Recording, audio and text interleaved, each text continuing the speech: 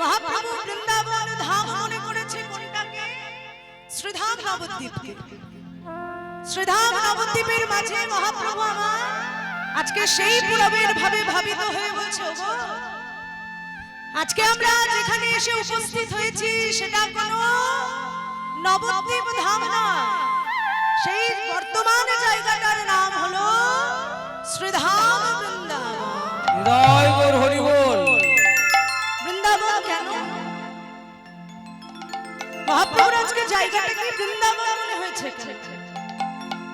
বলছে, হে নদিয়াবাসী, যেথায় হয় নাম সংকীর্তন,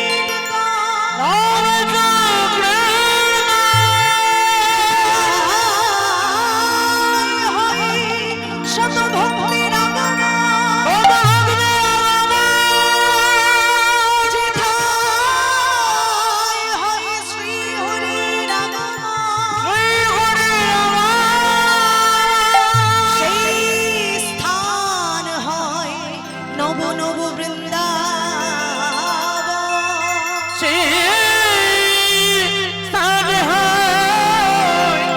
মধুরী মধুর বৃন্দাবন,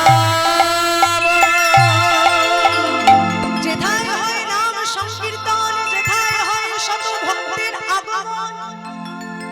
আজকের যে স্থানে আমরা এসে উপস্থিত হয়েছি সেটা কোনো সাধারণ স্থান না। সর্বপ্রথম একদিকে মহাদেবের পূজা অর্চনা চলছে, একদিকে নাম সংকীর্তন হচ্ছে। অর্থাৎ এখানে শুধু একটা কর্ম হচ্ছে না, এখানে দুটো কর্ম হচ্ছে। একদিকে মহাদেবকে ভজনা করা হচ্ছে, আবার একদিকে আমার গোবিন্দের ভজনা করা হচ্ছে, যারা দুইজনই আজকের বিষয়বস্তুর মুখ্য বিষয়। আজকের যে বিষয়টা আমরা আলোচনা করব, শ্রী শ্রী রাধা গোবিন্দের সর্বলীলার মুকুটমণি লীলা, শ্রী শ্রী রাসলীলা। তাহলে সেই রাসলীলার মুখ্য দুটো ভূমিকায় যারা রয়েছে, এক হচ্ছে শ্রীমতী রাধা গোবিন্দ, আর দ্বিতীয়তে রয়েছেন মহাদেব, যার জন্য রাজতত্ত্ব আমরা মর্তধামে আমাদের মতন কিছু ভক্তরা জানতে পেরেছে। আজকে সেই দুইজনের আহ্বান করা হয়েছে। তা যেথায় হয় শত ভক্তের আগমন, সেথায় হয় শ্রী হরির আগমন। অর্থাৎ শত শত ভক্তের মাঝখানে আজকে আমার গোবিন্দ নেমে এসেছে। আর যেই জায়গায় আমার গোবিন্দের আগমন হয়, সেই জায়গাটা কোনো সাধারণ জায়গা থাকে না। আজকে এই স্থানটা পরিণত হয়েছে নব নব বৃন্দাবন। তা নব নব বৃন্দাবনে পরিণত হয়েছে এটা তো জানা কথা, কিন্তু মহাপ্রভুর ভাবের উদয় হলো। আজকে মহাপ্রভুর নবদ্বীপকে বৃন্দাবন মনে হওয়ার কারণ আজকে মহাপ্রভু সেই দাপর যুগে ফিরে গেছে। আর যেই না দাপর যুগে ফিরে গেছে, মহাপ্রভুর আর নবদ্বীপের কথা মনে নেই। নবদ্বীপটাকে ভুলে গিয়ে তিনি বৃন্দাবনে চলে গিয়ে আজকে সেই নবদ্বীপে প্রবাহমান সুরধনী গঙ্গাকে দর্শন করে বলছে, ওগো তুমি তো কোনো সুরধনী গঙ্গা নও। জলখানা হাতে নিয়ে বলছে, যমুনা যমুনা যমুনায় কি তুমি সেই যমুনা প্রবাহিনী, যমুনায় কি তুমি সেই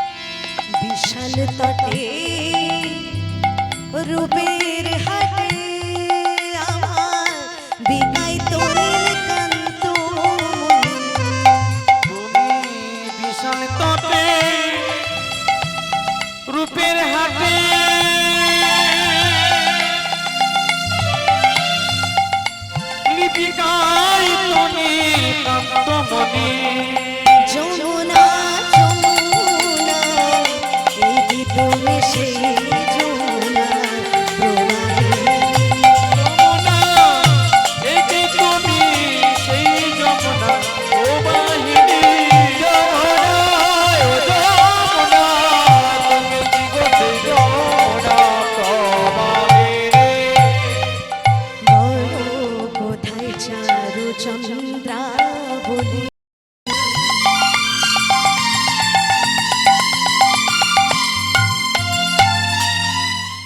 আমায় বলে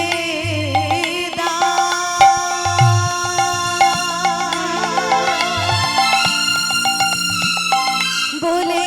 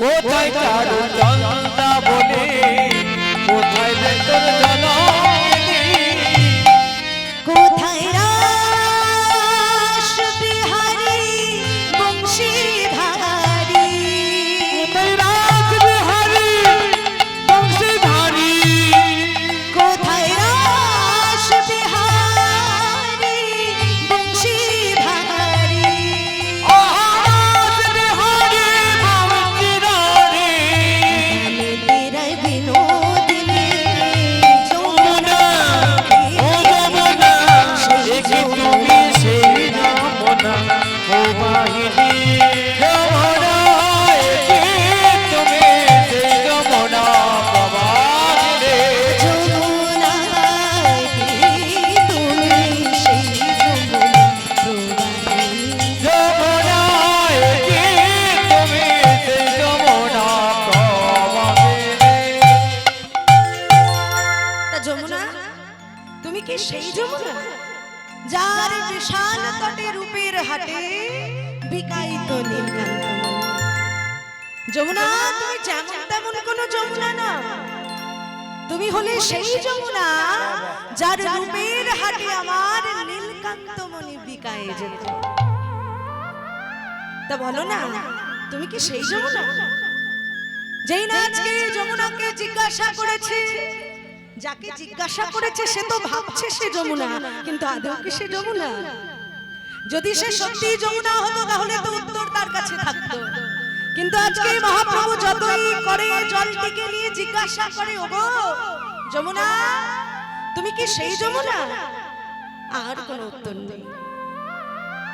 তাই আজকে সেই যমুনার কাছে জিজ্ঞাসা করছে, বলে দাও তুমি কি সেই যমুনা? আজকে মহাপ্রভুর সেইভাবে হৃদয়ে হয়েছে বলে নবদ্বীপটাকে আর নবদ্বীপ মনে হচ্ছে না, মনে হচ্ছে বৃন্দাবন হয়েছে। আর নবদ্বীপের যে ফুলবন, সেই ফুলবনকে দর্শন করে কি করছে? ওই না ফুলবন হেরি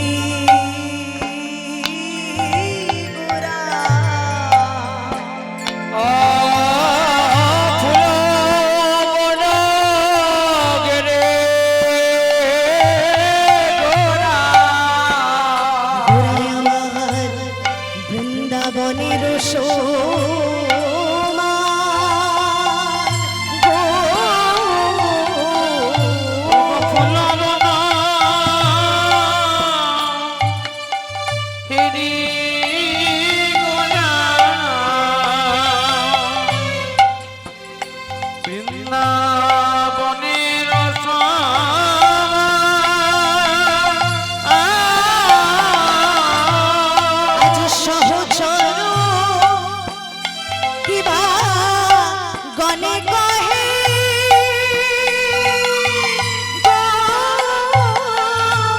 গোপী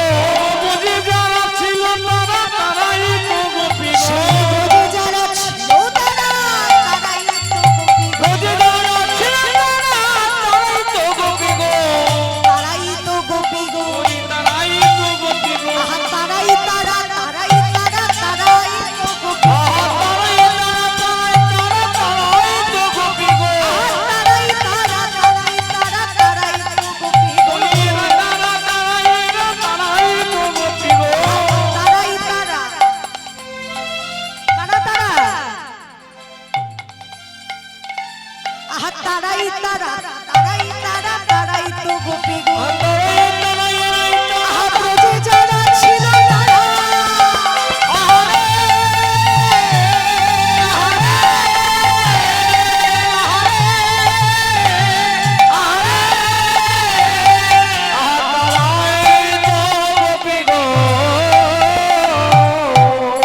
ব্রজে যারা ছিল তারা তারাই তো গোপী গো। আজকে মহাপ্রভুর নবদ্বীপের ফুলবনটাকে দর্শন করে মনে হচ্ছে বৃন্দাবনের সেই ফুলবন। আর নবদ্বীপের যারা পারিষদ বর্গ অর্থাৎ যারা মহাপ্রভুর সঙ্গে হরিনামের খেলা খেলার নিত্যদিনের সঙ্গে সেই পারিষদ বর্গকে দর্শন করে আজকে মহাপ্রভুর ব্রজগোপী মনে হয়েছে। তাই বলছে তারাই তো গোপী গো বলি তারাই তো গোপী গো আহা তারাই তো গোপী গো আহা তারাই তো গোপী গো তারাই আমার নিত্যদিনের সাথী তারাই গোপী গো তারাই তো গোপী গো যারা নিত্যদিনের সাথী তারাই তো গোপী গো তারাই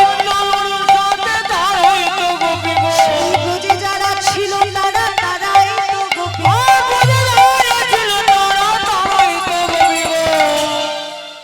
অর্থাৎ মহাপ্রভুর যারা পারিষদ বর্গ তারা সবাই আজকে ব্রজগোপী। আর শুধু কি তাই, মহাপ্রভু আজকে যমুনার তীর অর্থাৎ সুরধনী গঙ্গার তীরে গিয়ে এই শ্রীখোল আর করতালকে দর্শন করে কি করেছে জানেন? ওই না খোলো করো তালে গোরা কিবা খোল করো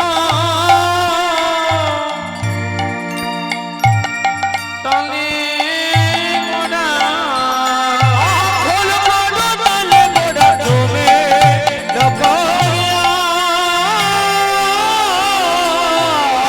তাহার মাঝে কাহার মাঝে ভক্ত মণ্ডলীর মাঝে মণ্ডলীর মাঝে আর কোথায় নবদ্বীপ মাঝে নবদ্বীপ মাঝে সুরধনীর তীরে সুরধনীর তীরে আর নাচে গোরা গো জয় জয় দিয়া গো আর তাহার মাঝে নাচে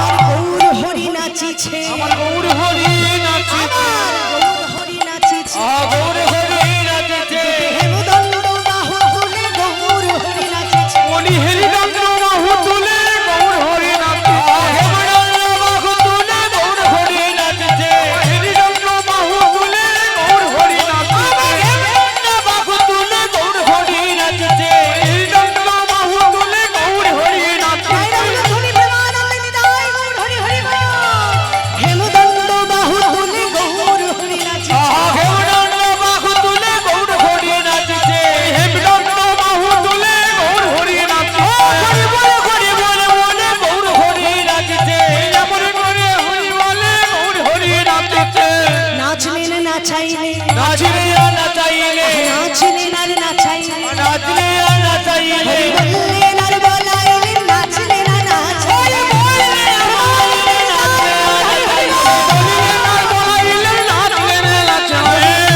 আর বলাইলেন নাচলেন আর নাচাইলে হরি হরি হরি বল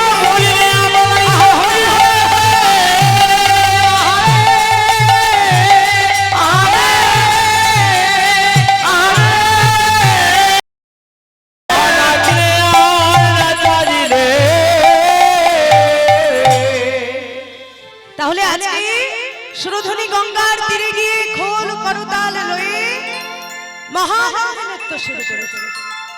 শুধু আনন্দের নৃত্য নয়, মহানন্দ। তা মহানন্দে যখন নৃত্য শুরু করেছে এমন সময় হয়েছে এই যে গৌরীদাসের শ্রীখোল, গৌরীদাসের শ্রীখোল কীর্তন মণ্ডলীতে বাজছে আর বেজে বলছে কি ধিকোতা ধিকোতা তাকে ধিক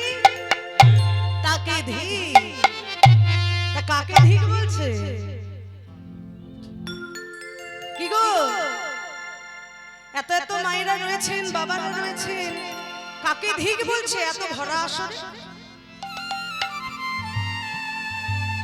আজকে গৌরী দাসের শ্রীখল শাস্ত্রের বচনান অনুযায়ী বলছে। শাস্ত্রে কি বচন দিয়েছে? যে সং শ্রীমদ যশোদা সুত পদ কমলে ভক্তি নরনা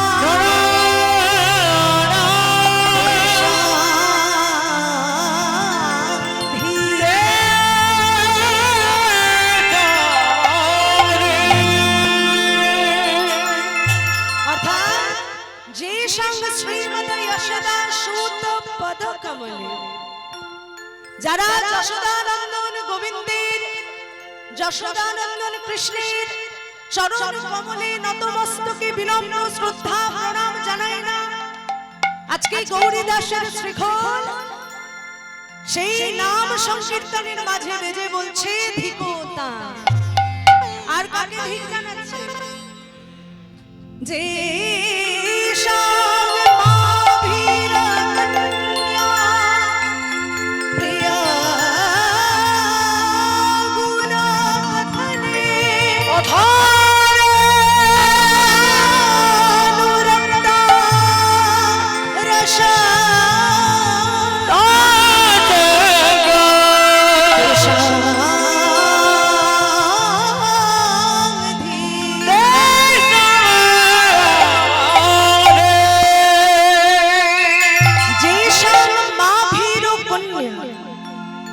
মানে কন্যা মানে মেয়ে, যে সকল ব্রজের আহিরিণী রমণী কন্যা আমার যশোদানন্দন কৃষ্ণকে ভজে না, রতিমতি ভক্তি রাখে না, আজকে গৌরী দাসের শ্রীখল কীর্তন মণ্ডলী মাঝে বেজে বলছে তাদের ধী, তাদের ধী, তাদের ধী।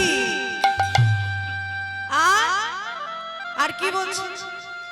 সর্বশেষে বলছে কি? যে শ্যাম কৃষ্ণ লীলা ললিত গুণ কথা সাদরে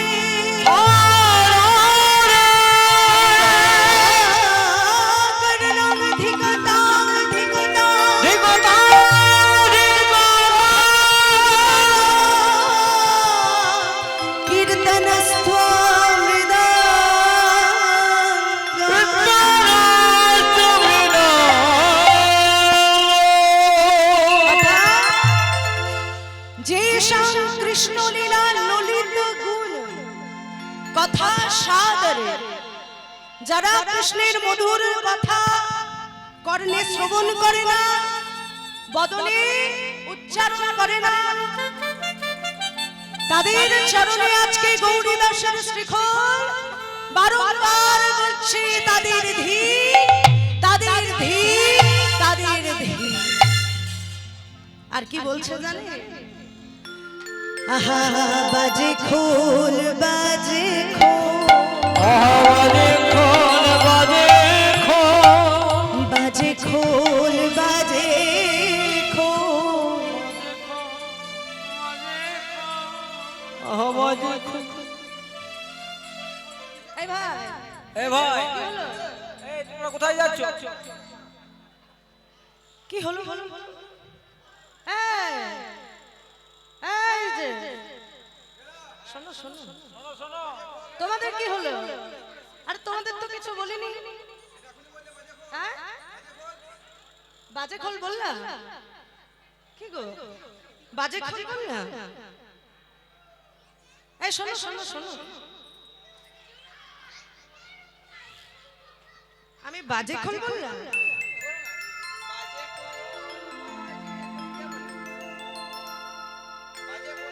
বাজে খোল বলেছি? তা বাজে খোল মানে কি? বাজে মানে খারাপ? দাঁড়াও, তোমাদের বিচারে কিছু হবে।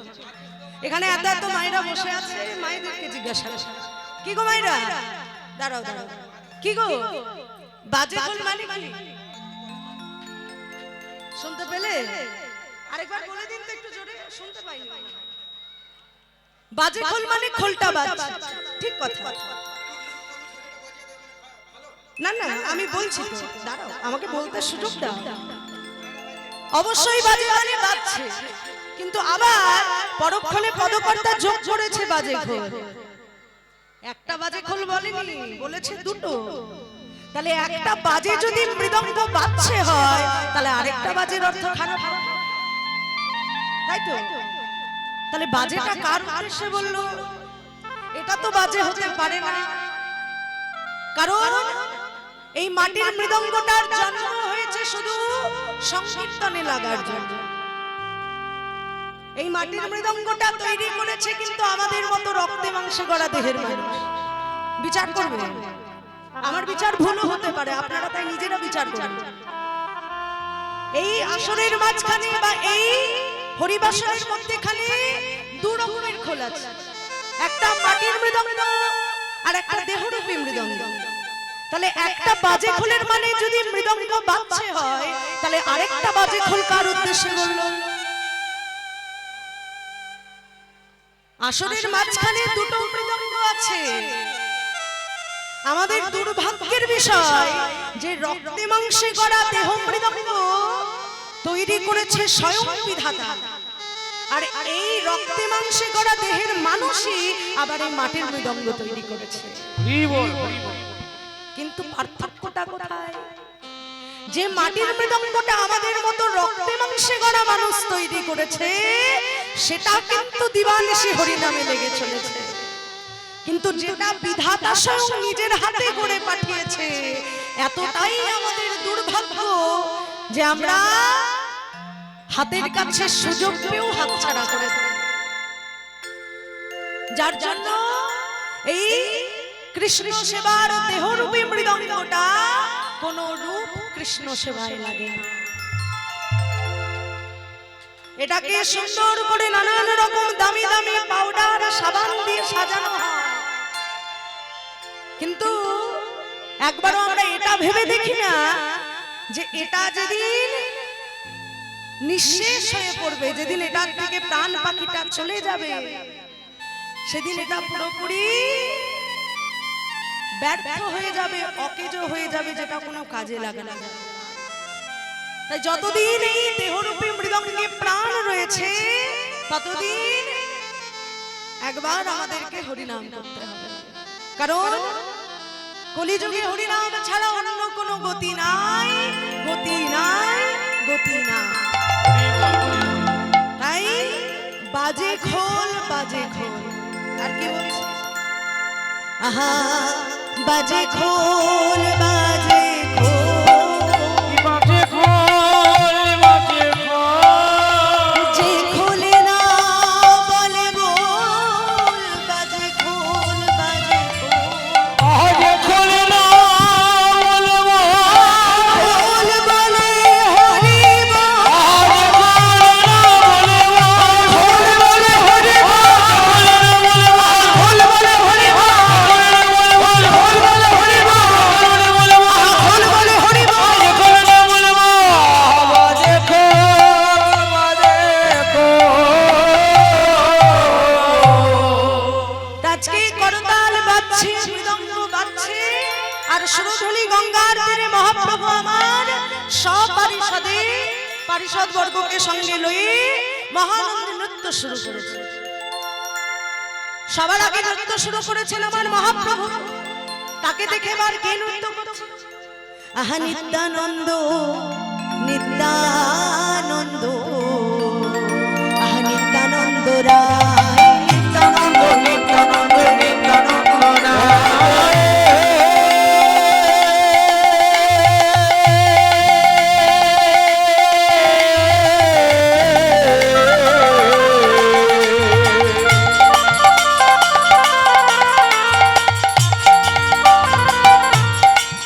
ওরা তেরে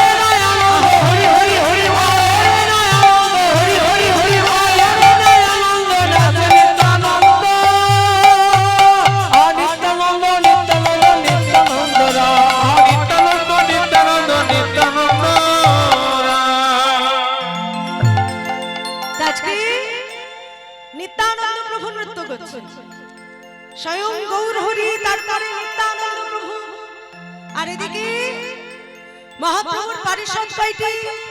5 জন, যাদেরকে নিয়ে পঞ্চতত্ত্ব বলা হলো। অর্থাৎ মহাপ্রভু, নিত্যানন্দ প্রভু, অদ্বৈতাচার্য, শ্রীবাস, গদাধর, এদের 5 জনকে নিয়ে পঞ্চতত্ত্ব গঠিত। তা আজকে সবার আগে মহাপ্রভু নৃত্য করেছে, তারপরে এসেছে নিত্যানন্দ প্রভু। এইবার কি নৃত্য করছে? অদ্বৈত নাচে বাহু তুলে, অদ্বৈত নাচে বাহু তুলে, অদ্বৈত নাচে বাহু তুলে, নাচে বাহু তুলে, জোরে জোরে লম্ফ দিয়ে অদ্বৈত নাচে বাহু তুলে, উমজাই যায় লম্ফ দিয়ে, অদ্বৈত বাহু তুলে, জোরে জোরে লম্ফ দিয়ে অদ্বৈত নাচে বাহু তুলে, জোরে জোরে লম্ফ দিয়ে, এনেছি এনেছি বল, জোরে জোরে লম্ফ দিয়ে, এনেছি এনেছি বল, জোরে জোরে লম্ফ দিয়ে, অদ্বৈত নাচে বাহু তুলে। অদ্বৈত আচার্য কে? আজকে যে নিত্যানন্দ প্রভুর পরে তার স্থান, তিনি কে? কি তার পূর্ব পরিচয়? অদ্বৈত আচার্য হচ্ছে আজকে যার পূজা সে কে? কৈলাসপতি মহাদেব। কি করে হলো? রাজতত্ত্বে যখন মহাদেব প্রবেশ করতে গিয়েছিলেন, গোবিন্দ বুঝতে পেরে মহাদেবকে আদেশ দিয়েছিলেন, হে মহাদেব, আপনি নারী জাতিকে সম্মান করে আজকে রাজতত্ত্বের মধ্যে যখন প্রবেশ করেছে, আপনাকে আমি আদেশ দিচ্ছি, আপনি রাজ আসর থেকে বেরিয়ে যান। এই রাজমঞ্চ থেকে যদি আপনি না বেরিয়ে যান, তাহলে আমার রাজ সম্পূর্ণ হবে না। তো মহাদেব তার মনোবাঞ্ছা প্রকাশ করে বলেছিলেন, হে গোবিন্দ, তোমার রাসলীলা আমার দেখার ভরসা, তাই কৃপা করে আমাকে তুমি আদেশ দাও, আমি তোমার রাজতত্ত্বের কিঞ্চিত দর্শন করতে চাই। মহাদেবকে গোবিন্দ আশীর্বাদ করে বলেছিলেন, হে দেবাদিদেব মহাদেব, হে কৈলাসপতি মহাদেব, হে পরম বৈষ্ণবের অধিকারী, তোমাকে আমি আশীর্বাদ করলাম, তুমি আমার রাজতত্ত্ব অবশ্যই দর্শন করবে, শ্রবণ করবে, রাসলীলার মাহাত্ম্য মাধুর্য তুমি আস্বাদন করবে, কিন্তু সেই সঙ্গে আবার তোমাকে আমি আজকের এই নরাধমের মতো কাজ করার জন্য তোমাকে আমি অভিশাপ দিলাম, তুমি নরকুলে জন্মগ্রহণ করে যেদিন আমি কলিযুগে গৌরাঙ্গ রূপে অবতীর্ণ হব, সেই দিন তুমি আমার আগে জন্মগ্রহণ করবে, তোমার নাম হবে অদ্বৈত আচার্য। অদ্বৈত আচার্য মহাপ্রভুর থেকে 52 বছরের বড়। কতটা বড়? 52 বছরের বড়। তিনি মহাপ্রভুকে যখন কলিযুগের দুর্দশা দর্শন করেছিলেন, তখন সুরধুনী গঙ্গার তীরে গিয়ে গঙ্গা জল তুলসী দিয়ে মহাপ্রভুকে আহ্বান করে নামিয়ে এনেছিলেন। তা আজকে সেই অদ্বৈতাচার্য অর্থাৎ দেবাদিদেব মহাদেব, তিনি অদ্বৈত আচার্য রূপে নদিয়ার মাঝে আজকে মহাপ্রভুর সঙ্গে রাজতত্ত্ব আস্বাদন করার জন্য নৃত্যে মেতে উঠেছে। বেশি সময় আমি নেব না, তবে কিঞ্চিত আরেকটা ছোট্ট তত্ত্ব। আজকে এই যে পুণ্যতিথি বা পুণ্যক্ষণ যেটাই বলবেন, এখন যেটা চলছে, এই তিথিটার নাম কি? শিবরাত্রি। একটা হিন্দু ধর্মের খুব মাহাত্ম্যপূর্ণ একটা দিন। তা শিবরাত্রি হলো কি করে? একটা তো মাহাত্ম্য আছে বা একটা পূর্ব কথা আছে যেটা থেকে প্রচলিত হয়ে আসছে। তা শিবরাত্রি কিভাবে আমরা এই মর্তধামে প্রচলনটা শুরু হলো। কিভাবে আমরা এই শিবরাত্রিতে যোগদান করছি, কে মর্তধামে প্রচলন করলো? এই যে শিবরাত্রি, একটা ভিন্ন নামের ব্যাপ ছিল, একটা ভিন্ন নামের ব্যাপ। অতিশয় দিন দরিদ্র, শিকার না করলে তার আহার জুটত না। সংসারে পুত্র আছে, স্ত্রী আছে। একদিন ভিন্ন নামের ব্যাপ মৃগয়ায় গিয়েছে শিকার করার জন্য। তা যেই না শিকার করার জন্য চলে যাচ্ছে, মনে মনে আক্ষেপ করছে আর বলছে, হে প্রভু, আজকে সারাদিনটা আমি উপবাস দিয়েছি, আজকে সারাদিন আমার কোনো শিকার জোটেনি, আজকে সারাদিন আমার সংসারে পুত্র পরিজন স্ত্রী সবাই অনাহারে বসে আছে, এমনকি আমিও পর্যন্ত অনাহারে বসে আছি, কৃপা করে একটা আহার সারাদিনে জুগিয়ে দাও। যেই না ব্যাধ মনে মনে আক্ষেপ করছে, দুঃখ করছে, এমন সময় যেই না জল পিপাসা পেয়েছে, সেখানে একটা সরোবর ছিল, সেই সরোবরে তলায় গিয়েছে আর মনে মনে ভাবছে, যা জল পিপাসাটাও মিটবে, আবার যদি কিছুক্ষণের মধ্যে দেখি যে কোনো শিকার জল পান করতে আসছে, তাহলে তাকেও আমার ধরা হবে। ব্যাধের তো একটাই কাজ, ফাঁদ পেতে বসে থাকে। সেও তাই করেছে, সরোবরের তলায় গিয়ে শিকার ধরার জন্য বসে আছে। কিন্তু কপালের নাম গোপাল। তোমার কপালে না থাকলে তুমি যতই চেষ্টা করো সারাদিন অনাহারে থেকে যাও, তবু কপালে আসবে না। কিছুক্ষণ সময় অতিক্রম হয়ে যায়, শিকারের আশায় বসে থাকে, শিকার আসে না। এবার করেছে না, অনেকক্ষণ যাবত জলের মধ্যে রয়েছে, আর থাকা যাবে না, এবার উঠতে হবে। সামনে ছিল একটা বেল বৃক্ষ, সরোবর থেকে উঠেছে, উঠে ভেবেছে যাই, এবারে ওই বেল বৃক্ষের উপরে গিয়ে বসে যদি কোনো শিকার,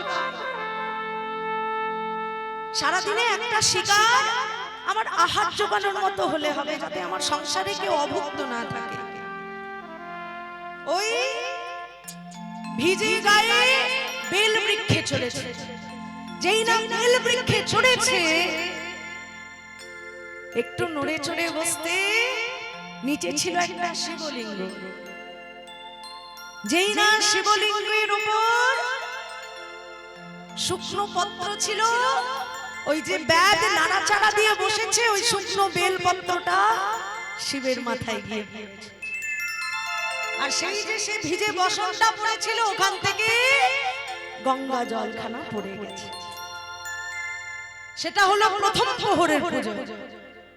4টে প্রহরে শিবরাত্রি হয়ে থাকে, সেই প্রথম প্রহরের পুজো গেল। এইবার কিছুক্ষণ পর একটা হরিণ এসেছে। যেই না একটা মৃগ এসেছে জল পান করতে, সে তাড়াতাড়ি করে নিশানাটা তৈরি করছে, কতক্ষণে তাকে বধ করবে। এইবার যেই না নিশানাটা তৈরি করেছে, এমন সময় মৃগটা বুঝতে পেরেছে। তা মৃগটা বলছে, হে ব্যাধ, তুমি আমাকে মেরো না, আমাকে একটু সময় দাও, আমি আমার বাড়িতে আমার যারা পুত্র পরিজন আছে তাদেরকে একবার জানিয়ে আসি। বলছে, ও এখন আমি তোকে শিকার করবো বলেছি, তাই তুই ভয় পেয়ে আমার কাছ থেকে একটা বিকল্প রাস্তা তৈরি করতে চাইছিস, যাতে শিকারটা আমার ছেড়ে যায়, তুই আমার থেকে পালিয়ে যেতে পারিস। বলছে, হে ব্যাধ, আমি তোমাকে কথা দিয়েছি, কথা আমি রাখবো। আসলে আমিও তো আমার পুত্র পরিজনের জন্য কিছু আহার জোগান দিতে এসেছি, না বলে যদি আমাকে তুমি হত্যা করো, তাহলে তারা সারাদিন আমার আশায় বসে থাকবে। আমাকে একটু সময় দাও, আমি ফিরে এসে তোমার কাছে আসছি, শুধু একটু জানিয়ে দিয়ে আসছি। বলছে, তোকে যদি আজ আমি ছেড়ে দিই, আমার বাড়িতে সবাই অনাহারে থাকবে। বলছে, বাহ, আমার পরম সৌভাগ্য যে আমার দ্বারা কারোর হবে। কত সুন্দর চিন্তাধারা, নিজের জীবনটা দিয়ে সে মনে মনে ভাবছে যে আমার জীবনটা যদি যায় আর যদি কারোর উপকারে আমি লাগতে পারি, এটার থেকে বড় কিছু আমার পাওয়া হবে না। তাই ব্যাধকে বলছে, ব্যাধ তোমাকে আমি কথা দিলাম, আমি বাড়ি গিয়ে আমার পুত্র পরিজন, আমার স্বামী সবাইকে জানিয়ে দিয়ে আমি তাড়াতাড়ি চলে আসবো। দেখ কথা রাখবি তো? এখনকার মতো আমায় একটু বিদায় দাও, আমি চলে আসছি। এই বলে সেই হরিণী গেল নিজের স্বামী পুত্রকে জানাতে। যাওয়ার পরে অনেকক্ষণ সময় চলে যায়, হরিণী কিন্তু আসে না। ব্যাধ মনে মনে চিন্তা করছে, তাহলে কি আমাকে সে ফাঁকি দিয়ে চলে গেল? আমারই বোঝা উচিত ছিল, আমি তো বোকা। আমার বোঝা উচিত ছিল সে ফাঁক পেতেছে আমার কাছ থেকে বিদায় নেওয়ার জন্য। আবার কিছুক্ষণ পর আরেকটা হরিণী এসেছে জল পান করতে। কিছুক্ষণ পর যখন সেই হরিণী জল পান করতে আসে, তার আগে সে যখন নাড়াচাড়া দিয়ে নিশানা তৈরি করতে বসেছে, এমন সময় আরো একটা বিল্বপত্র আর এক ফোঁটা গঙ্গা জল পড়ল শিবের মাথায়। সেটা ছিল দ্বিতীয় প্রহর। দ্বিতীয় প্রহরের পুজো হলো। ব্যাধ কিন্তু অজান্তে পাপ করছে আবার পুণ্য অর্জন করছে। যেই না নিশানা তৈরি করেছে, এবার হরিণীকে বলছে, হরিণী এইবার আর তুই চলে যেতে পারবি না, এটা তো আলাদা হরিণী। তাই বলছে, ব্যাধ তুমি আমাকে মেরে নাও, আমাকে যেতে দাও। আমার বাড়িতে আমার স্বামী আছে, সন্তান আছে, তাদেরকে জানিয়ে আসে। ব্যাধের থেকে আবার বিদায় নিয়ে এক হরিণী চলে গেল। আবার এক হরিণী এসেছে। সেই সময় আবার নড়ে চড়ে নিশানা লাগাতে বসে আবার একটা শুকনো বিল্বপত্র আর গঙ্গা জল পড়েছে। আবারও তৃতীয় প্রহরের পুজো হয়েছে। এইভাবে চলে এসেছে চতুর্থ প্রহর। সর্বশেষ প্রহরে এসে উপস্থিত। এইবার ব্যাধ নাড়াচাড়া দিয়ে বসেছে আর বলছে, ওরে এবার যাকে পাবো তাকেই আমি হত্যা করব, আর কাউকে ছাড়বো না। সবাই আমার কাছ থেকে বিদায় নিয়ে চলে যাচ্ছে আর কেউ আসছে না।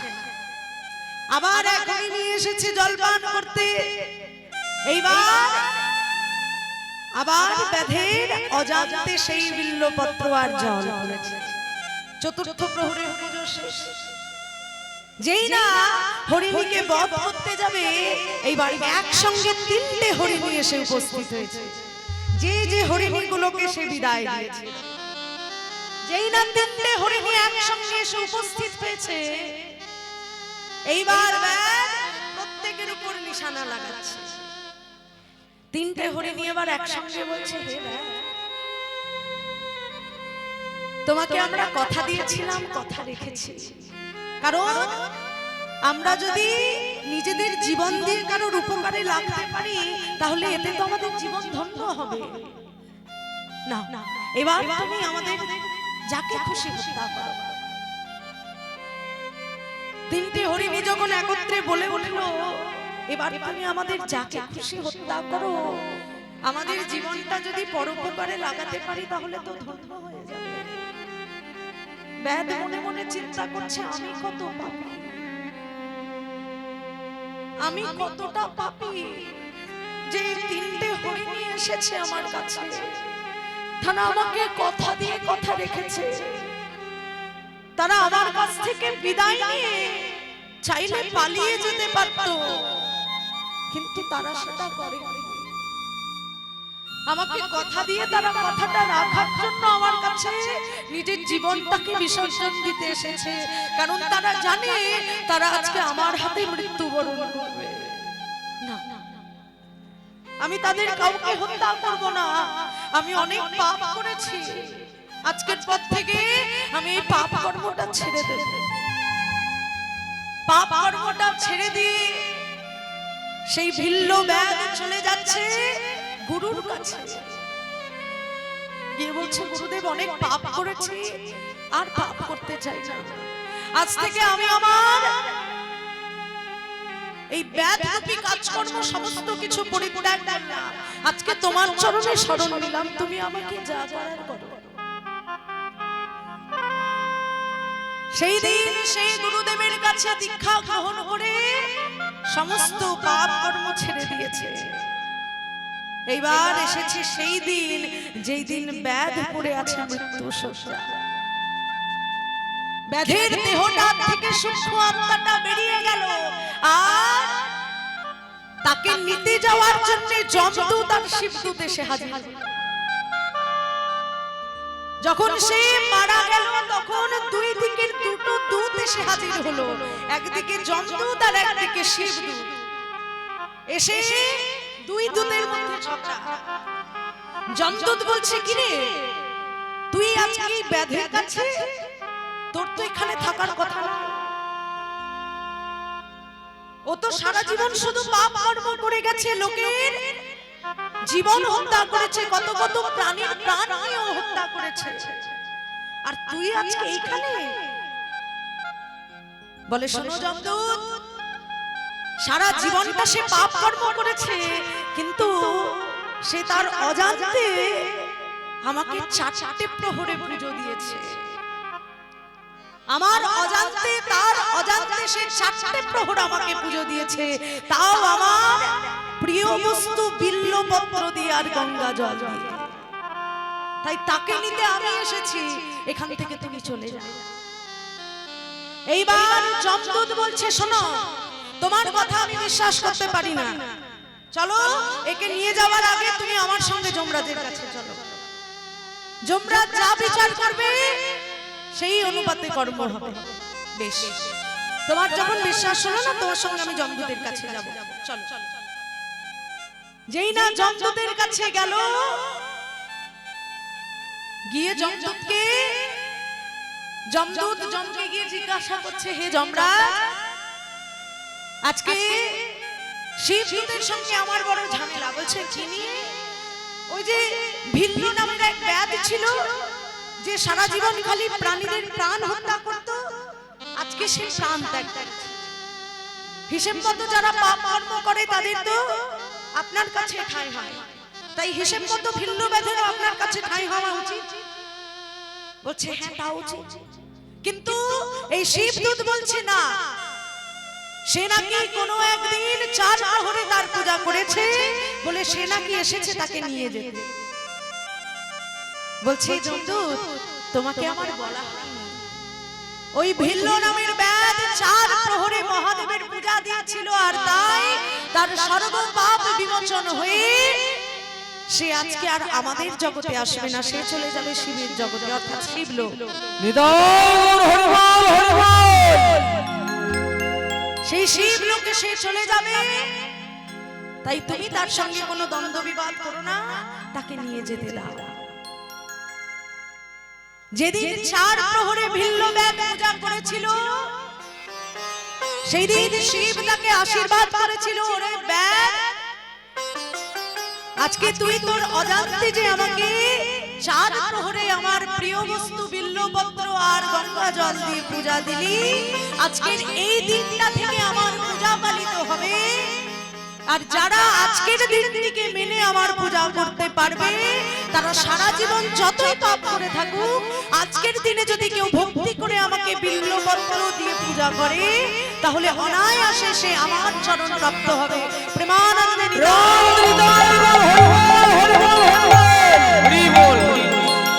আজকে সেই দিন, যেদিন ভিল্ল ব্যাধ অজান্তে 4 প্রহরে মহাদেবের পূজা করেছে, আর সেই মহাদেব অর্থাৎ অদ্বৈত আচার্য, তিনি আজকে মহানন্দের নৃত্য শুরু করেছেন। আর কে কে নৃত্য করছে? গদাধর নাচে সঙ্গে সঙ্গে, নাচে সঙ্গে সঙ্গে, গদাধর নাচে সঙ্গে সঙ্গে, গদাধর নাচে সঙ্গে সঙ্গে, গৌর ঢোলে পড়বে অঙ্গে, গদাধর নাচে সঙ্গে, গৌর ঢোলে পড়বে অঙ্গে, গদাধর নাচে সঙ্গে সঙ্গে, গৌরী ঢোলে পড়বে বলে, গদাধর নাচে সঙ্গে সঙ্গে। গদাধর নৃত্য করছে, আর সবার শেষে নৃত্য করছেন শ্রীবাস পণ্ডিত। কেমন ভাবে? সবার পাশে শ্রীবাস নাচে, সবার পাশে শিবাসে নাচে ও সবারই পাশে শিবাসে নাচে করে করো তালি দিয়ে সবার পাশে শ্রীবাস করে করো তালি দিয়ে সবার পাশে শিবাসে নাচে করে করো তালি লয়ে সবারই পাশে শিবাসে নাচে করে করো তালি দিয়ে সবার পাশে শ্রীবাস করে করো তালি দিয়ে সবার পাশে শিবাসে নাচে তা শ্রীবাস পণ্ডিত হঠাৎ করে করতালি দিল কেন? নাম সংকীর্তনে শ্রী খোল আছে, শ্রী করতাল আছে। আজকে শ্রীবাস পণ্ডিতের করতাল দেওয়ার একটা উদ্দেশ্য, এই যে দেখতে পাচ্ছেন বড় বৃক্ষ,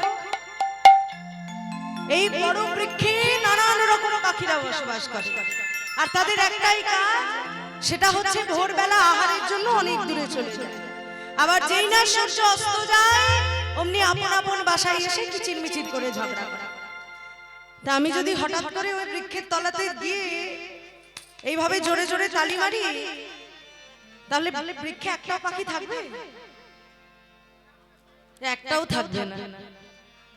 তা ঠিক সেরকম আজকে করতালি দেওয়ার একটাই উদ্দেশ্য, বাহ্যিক জগতে যেরকম বৃক্ষ আছে, আমাদের অভ্যন্তরীণ জগতের বৃক্ষ হচ্ছে এই দেহরূপী বৃক্ষ। আর এই দেহরূপী বৃক্ষের মাঝে নানান রকমের পাখিরা বসবাস করছে। কামনা বাসনার পাপরূপী পাখিরা এই দেহ বৃক্ষে বসবাস করছে। এমন ভাবে বাসা বেঁধেছে, দিবানিশি কিচির মিচির করে ঝগড়া করতে করতে গোবিন্দের ভজনের পথে বাধা হয়ে দাঁড়াচ্ছে। তাই এই পাখিগুলোকে যদি তাড়াতে চাও, তাহলে বাহ্যিক জগতে বৃক্ষের তলায় দাঁড়িয়ে যদি কেউ তালি মারে, ঠিক সেরকম করে সবাইকে তালি দিতে হবে। তাই চলো সবাই মিলে একবার প্রেমানন্দে নিতাই হৃদয় গৌর হরি বল হরি বল।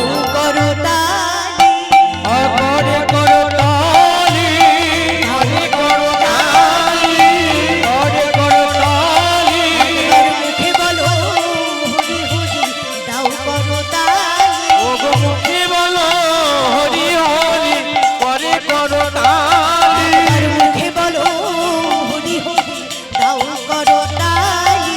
মুখে বলো হরি হরি তালি। তাই আজকে পঞ্চতত্ত্ব নৃত্য করছে, আর যেই না পঞ্চতত্ত্ব সুরজনীত্রী নৃত্য করছেন, এমন সময় নদিয়া নগরী সেখানে জল আনতে গিয়েছে। আর যেই না জল আনতে গিয়েছে, পঞ্চতত্ত্বের অপরূপ নৃত্য দর্শন করে তারাও আজকে কুল কলস বিসর্জন দিয়ে মহানন্দে নৃত্য শুরু করেছে। কেমন ভাবে নৃত্য করছে? আহা নাচে নদা নগরী, নাচে নদা গদি, নাচে নদা গদি, আপন গৌরকে ঘেরি ঘেরি নাচে নদা গদি, আপন গৌরকে ঘেরি ঘেরি নাচে নদা গদি, আপন মুখ কাকে করি নাচে নদা গদি, আপন মুখ কাকে করি নাচে নদা গদি, আপন গৌরকে ঘেরি ঘেরি নাচে নদা গদি, আপন গৌরকে ঘেরি ঘেরি নাচে নদা গদি, আপন লয়ে গা করি নাচে নদা গদি, সাজগুনি ঘেরি ঘেরি নাচে নদা নগরী, আপন গৌরকে ঘেরি ঘেরি নাচে নদা গদি, চাঁদপুরকি ঘেরি ঘেরি নাচে নদা নগরী। আপন গৌরকে ঘেরি তারা মুখে বলে হরি হরি,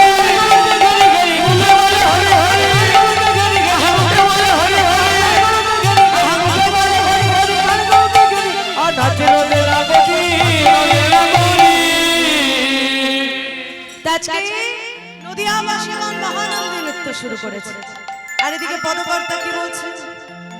বাসুদেব ঘোষে কহে করো এ বিলাস,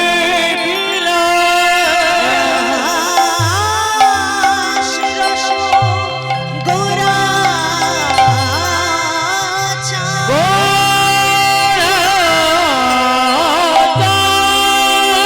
করিলা প্রকাশ।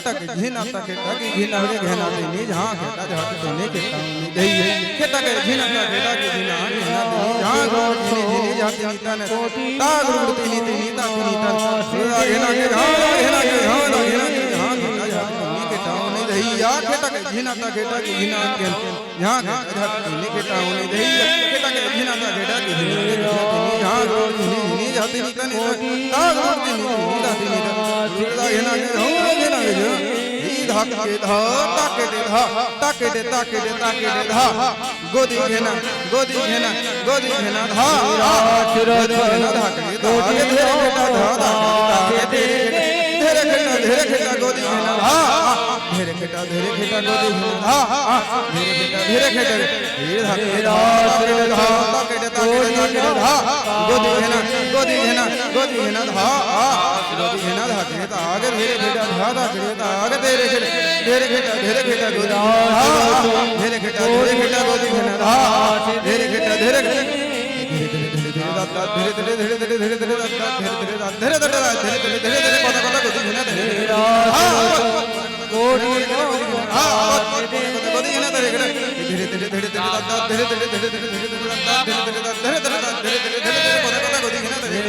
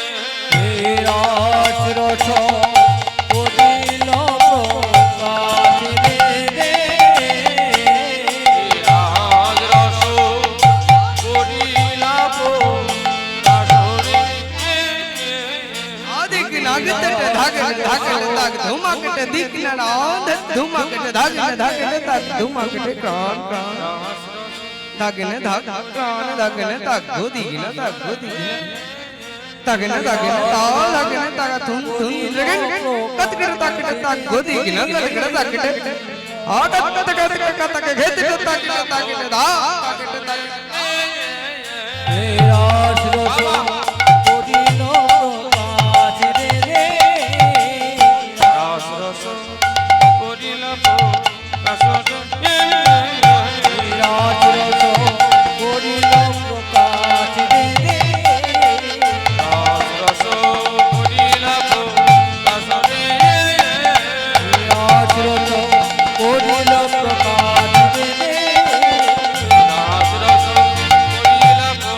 Casa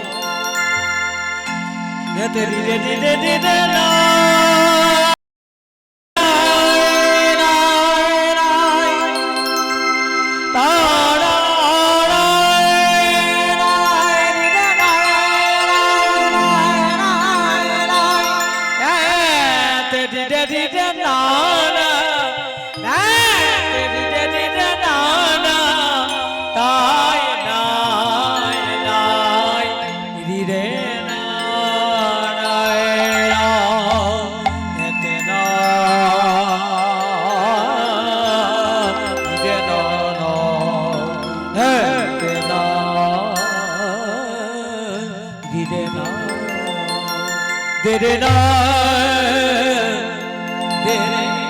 तो ताना देना तेरे ना तो ताना देना तेरे ना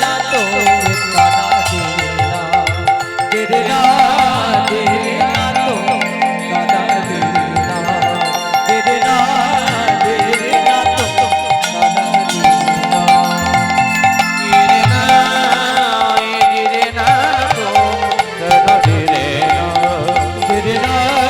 तेरे ना तो ताना देना तेरे ना तो देना तेरे ना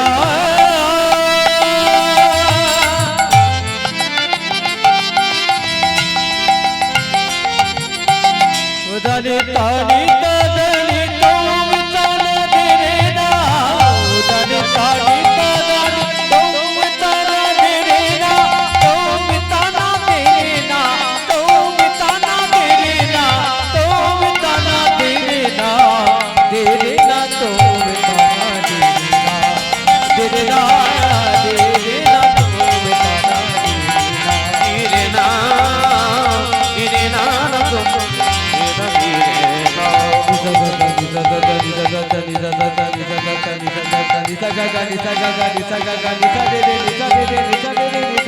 Come on,